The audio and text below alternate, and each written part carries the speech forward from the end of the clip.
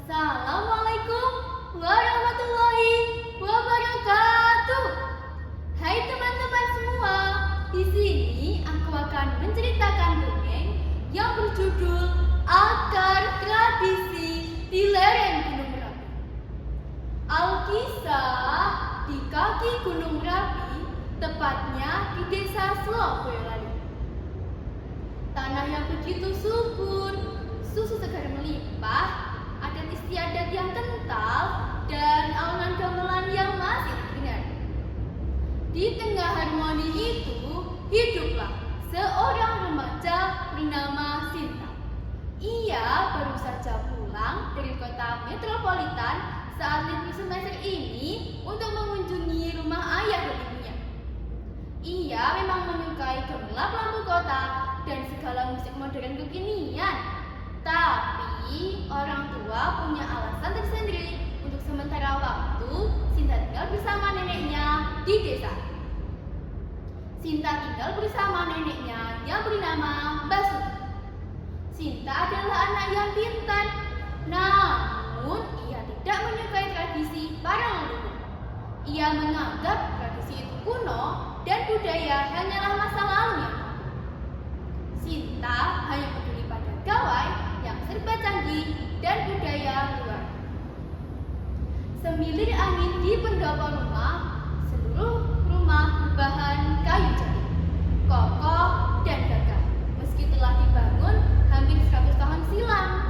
Ya, rumah Joglo, rumah turun-temurun dari nenek moyangnya.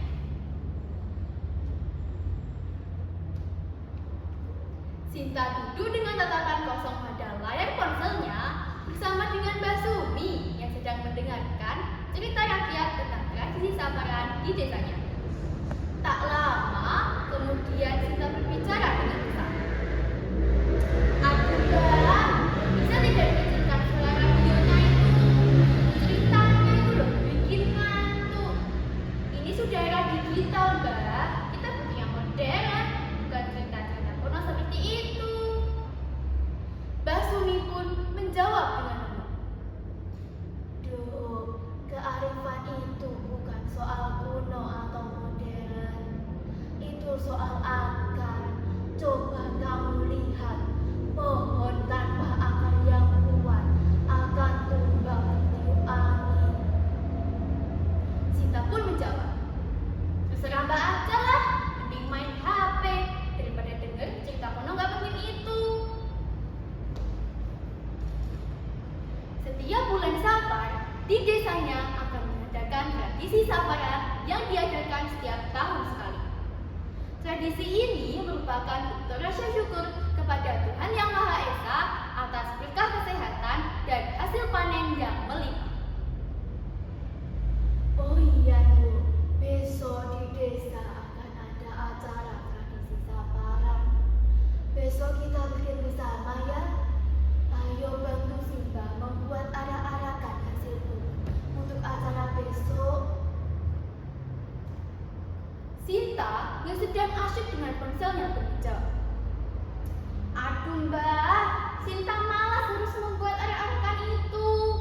Kenapa sih Sinta harus pindah dari Jakarta yang serba modern itu ke desa terpencil ini? Zaman kan udah modern, masih aja masih sama tradisi. Apa itu sabaran? Bosan.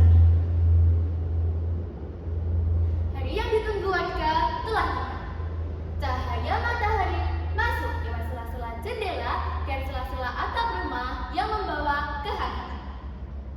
Mbak Sumi dan Sinta berjalan menuju sumber mata air di desanya.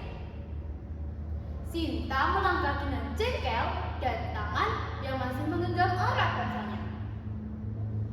Sesampainya di sana, Mbak Sumi dan warga lainnya berdoa bersama di sekitar sumber mata air, dipimpin oleh sesepuh di desanya atau orang yang dituakan di sana.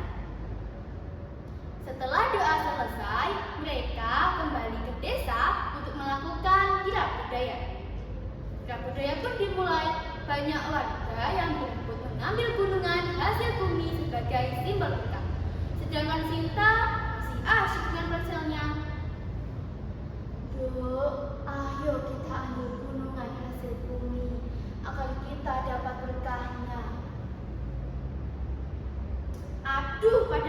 ngapain sih berisik banget ganggu orang lagi main game aja ini loh. Setelah acara tradisi sabaran selesai, mereka kembali ke rumah masing-masing untuk beristirahat. Sinta pun tertidur.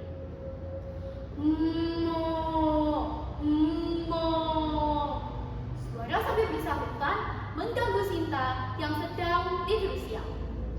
Sinta pun merasa terganggu. Aduh, suara sapinya ganggu banget sih, orang lagi tidur juga. Sinta pun bangun dari tempat tidurnya.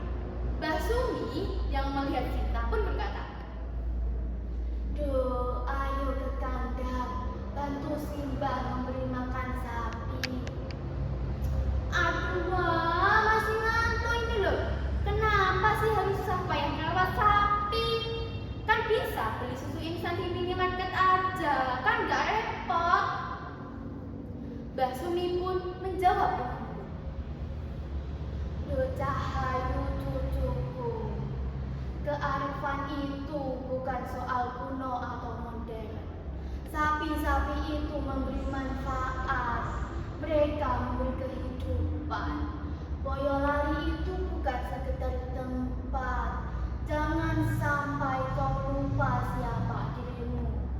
Kalau begitu, tolong antarkan susu ini ke rumah Bu RT ya." Tanpa menjawab, Sinta hanya mengangguk dengan wajah yang sedikit masam. Sinta hanya mencibir. Ia menganggap kearifan lokal adalah penghambat kemajuan. Sinta pun segera pergi untuk mengantarkan susu sapi ke rumah Bu RT. Sinta melangkah jauh, bukan ke rumah Bu RT, tapi ke arah hutan lereng gunung Merapi. Dia ingin mencari sinyal HP-nya yang hilang, tapi alam tidak suka pada orang yang sombong. Hah? Sinyal mana? Kok pemandangannya asing? Tadi perasaan jalannya ke sini deh. Mbak Sumi, Bu RT, aduh, kok makin gelap? Sinta terjebak. Ia merasa pintar, tapi kini ia butuh pertolongan. "Tolong Simbah, tolong aku!" Langit berubah menjadi gelap. Suasana mencekam dan menegangkan. Tiba-tiba muncul suara nenek tua. "Hei gadis kota yang lupa akal, kau tersesat karena hatimu angkuh." Sinta gemetar ketakutan. Siapa itu? Jangan bercanda." Kemudian muncul Yusruni. Ia pun berkata, "Aku adalah penjaga petua di Boyolali. Kau tidak hanya hidup dari susu, tapi dari rasa." Aku cuma mau pulang. Aku nggak suka adat-adat kuno ini." "Jalan pulang hanya bisa dibuka jika kau memahami apa itu ingat dan waspada. Dalam bahasa Jawa dikenal, manungso iku kudu eling lan waspada." Akhirnya, Yusruni mengajak Sinta ke sebuah tempat dekat pemandian. Di sana, Yusruni menunjukkan orang-orang yang sedang bergotong royong, berbagi makanan, dan hidup selaras dengan alam. "Lihat Sinta, Boyolali itu boyo dan lali. Boyo artinya bahaya dan lali artinya lupa. Jangan sampai kita terkena bahaya karena melupakan akar budaya kita sendiri. Sapi-sapi itu dirawat dengan hati, makanya susunya sehat. Sama seperti hidup, jika dirawat hasilnya akan manis." Sinta terdiam. Kata-kata itu menyentuh hatinya. Ia teringat kembali petua Mbah Sumi. "Manungso iku kudu urip kanthi rasa, ora mung nganggo raga lan pikiran." Manusia itu harus hidup memakai rasa, tidak hanya memakai raga dan pikiran saja. Sinta kini sudah kembali ke rumah Mbah Sumi. Ia kini mengerti bahwa kekayaan sejati bagi generasi muda Boyolali bukan hanya kemodernan, melainkan dengan menjaga kelestarian tradisi.